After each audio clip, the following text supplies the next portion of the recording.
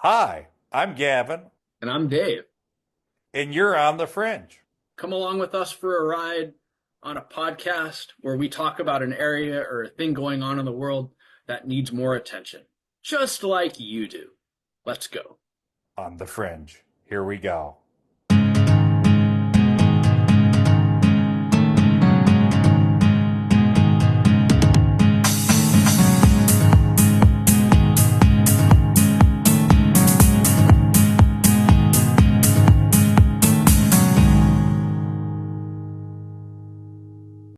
Hey, everybody. Welcome back to On the Fringe. This is Dave. I'm here with Gavin. And today we're going to be talking about the Russia-Ukraine war, but we're going to be talking about something that is not being discussed in the mainstream news. Now, let's take a step back for a second and let's do a little bit of a thought experiment here.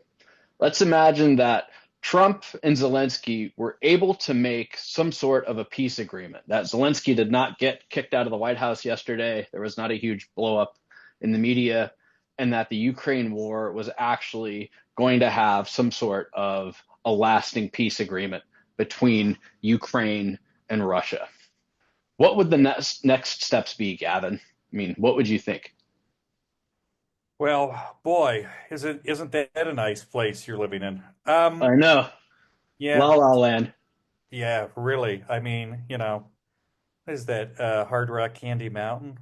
Um, anyways, I would say the first steps are looking at it from an economic perspective, uh, trying to reconstruct the Ukrainian economy and reorient the Russian economy so they can actually plug back into the rest of the world.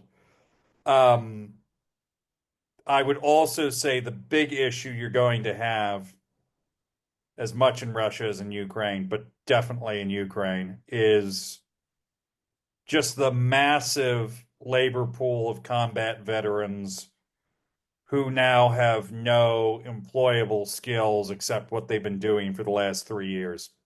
Mm-hmm. Yeah, I would agree. I would think on the Russian side, it's going to be similar. And then you've got to look at the mercenaries as well that Russia has recruited to come over. We're not just talking about the North Koreans that they brought over, but they've brought over people primarily from like Rwanda, Uganda, Burundi, and Congo as well. And you got a few The Yemenis in there DRC. too. I'm sorry, I'm pedantic about this. That's the Democratic Republic of Congo, not the Hmm. Republic of Congo out of Brazzaville. Though I bet there are a few guys from there too.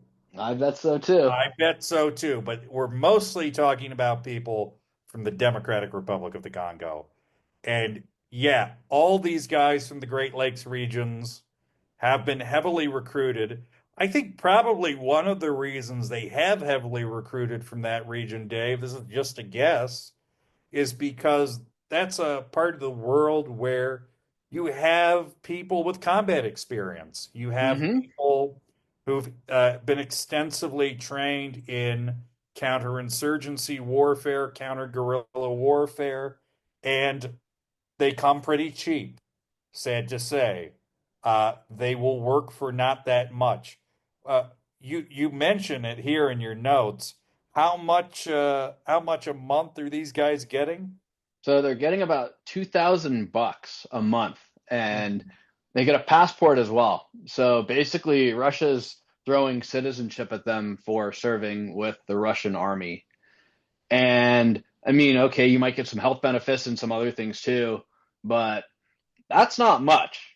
And from the conditions that I've heard on the front lines, where it's a meat grinder on both sides, these guys are probably right there in the thick of it, where they're going across and they're getting basically attacked by drones and by anything that Ukrainians can throw at them, and they're essentially cannon fodder. So it's very, very sad that this is the way that the Russians are largely fighting the war, but at the same time, if they have these people available, it's a resource to them. It's kind of odd, as you know, I read up a bunch of military history, and it's now over 100 years, over 105 years since the end of World War One. And boy, Russian military tactics ain't changed that much. Not at all. Nope. So, so you have these people from these countries who've been recruited. Some of them will survive. Some of them will come out to the other side eventually. And considering the situation in the Great Lakes region at the moment, it's not a leap to imagine that these people get redeployed by either the Russian military or corporate proxies um, to the Great Lakes region and the current Kivu conflict. This is, I think, a potential game changer.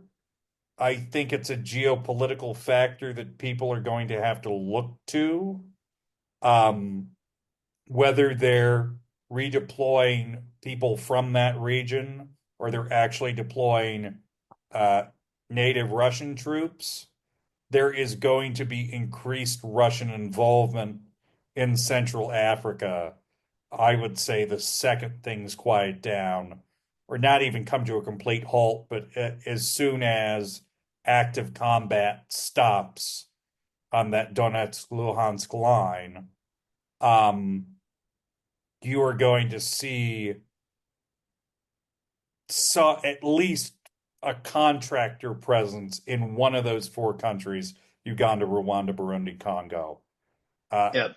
I would guess right now it's probably going to be Burundi, but I don't know. If I were a betting man, Dave, If you were a betting man, wonder what the Vegas odds would be on that. oh, I'm sure we can go on Polymarket and find out.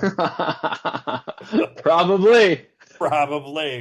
You can find Anybody out. wants to, anybody wants to, I mean, take your subscription money, put it on there. Just give us a 5% cut if you win. That's all we ask. Just a little gratuity, A little bit of a gratuity. a little You bit of a wouldn't have heard good. about it. You guarantee you probably wouldn't have heard about it without us. Just don't forget about us. Don't you forget Forget about. about us. That was so bad. That's really terrible. Anyways, Dave, This is why we don't do karaoke. this is the main reason we don't do karaoke. Um, Russia's economy. And actually let's talk seriously about the Ukrainian economy as well. But this is a note that I think we should talk about because in all the hoopla, I think people are forgetting to mention the fact that the Russian economy is really not doing very well at all. And No. Dave, just give us a little sneak peek into that. So Russia's economy is primarily based on exporting petroleum. And they're a very, very large exporter of petroleum and petroleum products. Most of it goes to India and China. Half of Mhm. it goes to actually there. And they make about $200 billion a year in exporting these petroleum products. And this is old information, so from a couple of years ago, but the break even point that Russia needed to have an oil price was $53. So if oil was priced more than 53 bucks a barrel, they were able to make money selling it. Uh, And Dave, mhm, what's the price today? I have not checked, but I think it's over 53. Let I me, I suspect it's well over 53. it's a Uh, lot higher than it was during COVID when it was negative. yeah. Crude is 60, 69 for WTI crude. So Yep. yes, they're making a little bit of money. I mean, it's not like it was back in the early 2000s when it was well over 100 bucks a barrel, but Yeah. Russia's government is still making money by selling oil and selling petroleum products. So it's been able to keep their economy going during the war, despite the fact that they've been kicked out of SWIFT and they really don't have that much trade now with the US and Europe. But they've been able to just change over and go, okay, we're still going to trade, but we're going to trade more with the BRICS countries. So Brazil, India, China, and also some of South the other newer Africa. entrants, South Africa as well. And they're also doing more I would say military excursions and security in West Africa. So they had a group called the Wagner Group. It's been rebranded as Africa Corps, and they're very active primarily in West Africa and the Sahel region. Yeah, in Mali, Niger, and Burkina are the three main countries. They also have a very large presence in the Central African Republic. Um, and Equatorial Guinea, though that's happened very recently. Uh, yeah, and the key thing with that is in those countries, they're primarily getting paid in natural resources. So they're getting paid in access to gold. They're getting paid in access to, in Niger, it's probably going to be uranium. Um, they're getting paid in natural resources and basically access to them. Central Africa is the same thing. So their economy right now is pretty much all raw materials.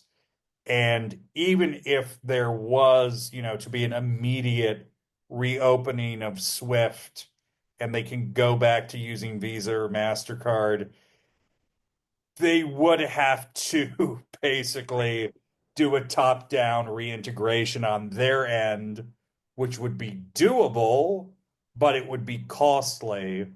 And the fact of the matter is, they can't compete with a lot of countries in terms of exporting anything other than raw materials. Hmm. Um, and re-entering, if they did re-enter the global economy, they would have to deal with the competition that you have in the global economy. They would have to deal with the Gulf. They would have to deal with other oil and petroleum exporting countries. And right now, yeah, they're really only selling to two countries, but that's because of a favorable political environment in both of those countries. If they're Yep. perceived as moving closer to the United States, that may actually go away. Yep. And two, I was just going to add real quick that Sergei Shoigu, who was, I think, the former defense minister, and now I think he's the head of national security. I can't remember what his Yeah, exact I think position is, so. was just over in Beijing meeting with Xi, Hmm. and they're basically trying to strengthen their alliance more with China. So they're having the BFF conference over there. It's all sunflower or all sunshine and roses and smiles and all that good stuff. And I'm looking at this and going, okay, the Chinese know that they need Russian materials in order Yes. to remain competitive. The whole BRI thing that they built over the last 15 years, 20 years is not really panning out the way they thought. And they probably would have been better off just trying to get everything from Russia instead of getting it from all over the world and bring it over to China. But they really are, I think, trying to strengthen that relationship just where it's a win-win for both economically. Because I think they're, Russia's afraid, and rightfully so. You have a bunch of Chinese cities on the border where hmm, Chinese are coming into Russia. They're investing and they're setting up basically small businesses, and they're starting to get involved and take a huge piece of the trade. Where it's yeah. not just Russian companies sending stuff to China, it's Chinese companies in Russia sending stuff to China. So the money is going through China, from China, or sorry, from Russia to China, back to China, and the money is staying largely within the Chinese economy. Yeah. And the fact of the matter is they need money. They need money.